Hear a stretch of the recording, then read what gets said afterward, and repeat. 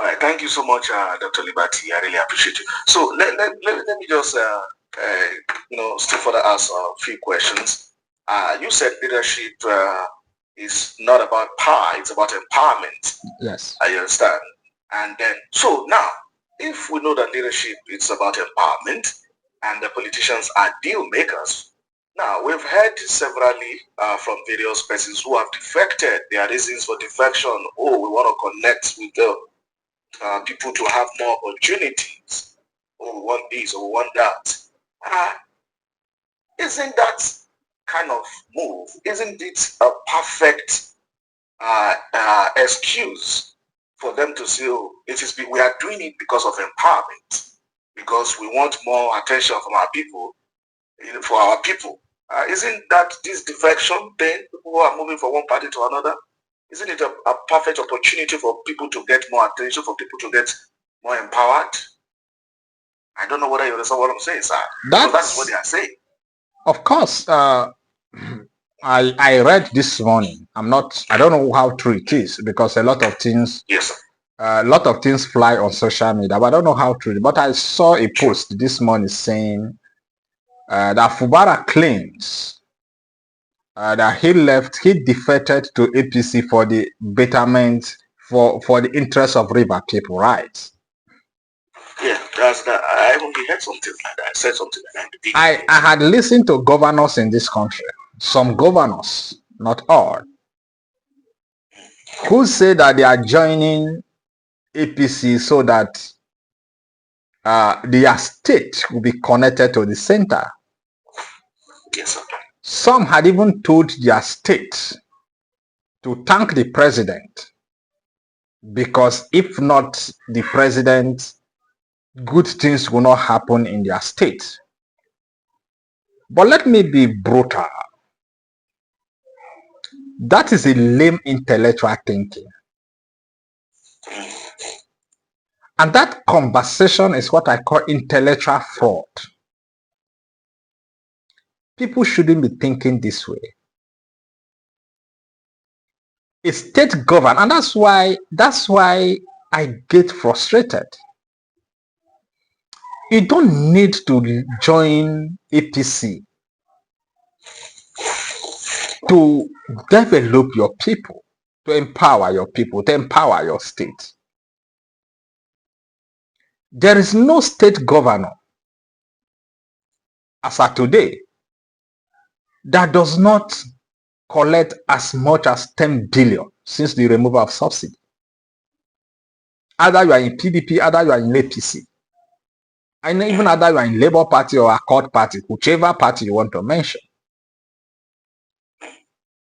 So, and there is no state governor in this country, Bishop.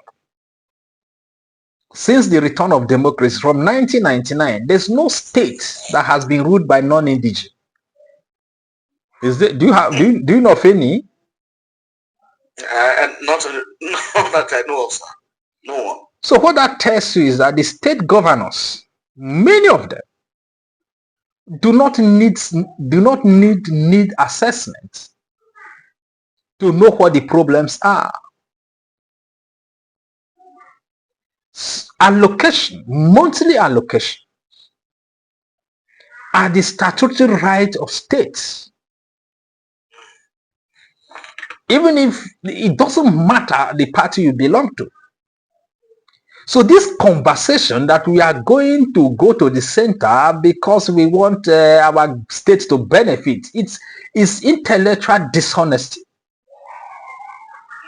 And people shouldn't be saying such a thing. We shouldn't be having this kind of lame intellectual conversation. It's annoying. Let me ask you, Bishop. Even the state governors who are members of APC, how many have they done well?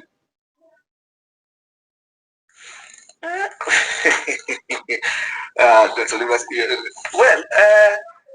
we're seeing it like, for example, maybe let's say Lagos. Holy day. Don't give that. Lagos, how? The only governor that is even making little efforts He's an Labour Party man. I don't know whether he's still in Labour Party in Abia State. Is it? Yeah. See. Tell me the APC governor who is outstanding today, despite the removal of subsidy. There are before the removal of subsidy, some of the states collect by 2.5 billion, 2.8 billion, at most 3 billion or 4 billion monthly allocation. As we speak, some state collect 10, 11, 12 billion every month. What have they done? Rather, all what we see is political negotiation. Pushing for their political survival at the expense of the people. And that's why I said leadership is about empowerment, it's not about power. Your job as a leader is to empower the people. It's not about the amount of power you wield. No. So when I listen to state governors,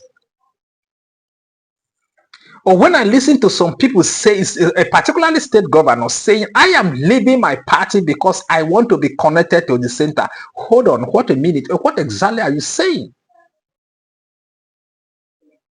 And they say these things because a greater number of Nigerians also believe them. No, they will say, yes, they did the right thing. No, it's good they connect to the center. What a minute. What is that?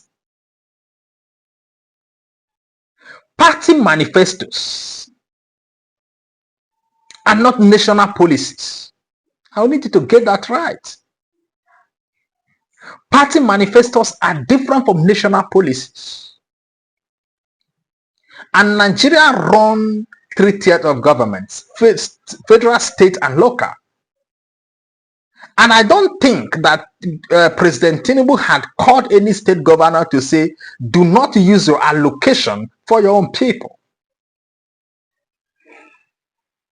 And I don't think that if Tinubu had told any governor that if you don't decamp to APC, I am not going to give you your monthly allocation, not in the public domain.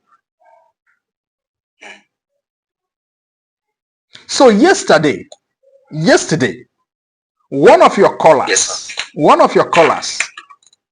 was trying to say that we are not going because the foreign powers are making it impossible for Nigerian politicians or West African politicians to grow. No, that's not the issue. The issue is average politician in Africa, particularly Nigeria and West Africa, don't think about his people. He thinks about himself. And that is why when you become a president in Africa, they don't think about the future of the people, the future of the country. They think about themselves. And that's why it is so easy for the West to manipulate or to get hold of them. The West don't think like that. They think about the future. And a man who thinks about his future doesn't think about his pocket.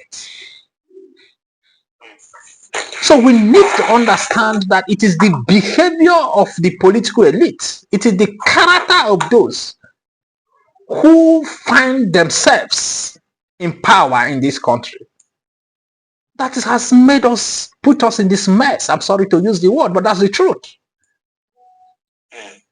So I think that we need deep intellectual conversation. We need to think deep. Because what we need now is not prayer. What we need now is thinking.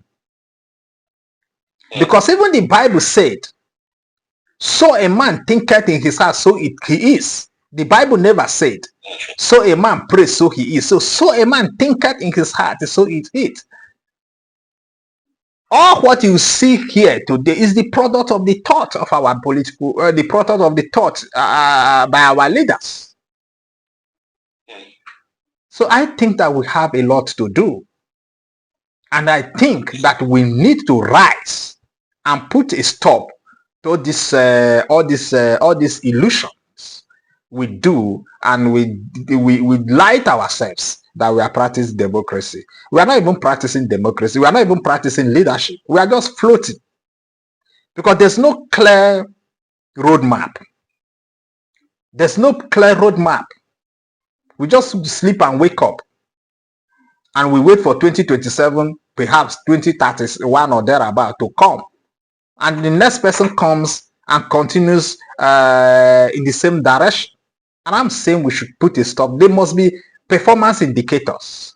We must define the path we are going to follow. Otherwise, we are not following anywhere.